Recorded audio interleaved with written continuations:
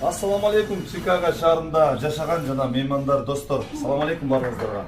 Достор, мен силерге бүгүн көрсөтө турган бул бүгүнкү аппарат бул Чикагода кандай гана машина болбосун, хайбридтин машинасын, Toyota, Prius, Lexus, Honda, Truck, бүт баардык машинанын өзүңүздөр билгендей батареясы болот. Ошо батареясы кимдики өлгөн болсо, могул турган аппарат бүт баардыгында ушул өлгөндү тирилтет, а тирикти кайра ырдатат, достор. Өзүңүздөр көрүп тургандай, бул Чикаго шаарында, Иллинойс штатында бир гана жерде бар. Ошондуктан, достор, номерди сохранять этебиз. Эч ойлонбостон хайбридтер жолдо өчүп калып аткан болсо, анан братан, центрдемин, перемычкаң барбы дегендер жигиттер силерге айрыкча келесиздер, проблеманын баарын ушул жерде чечесиздер, акчаны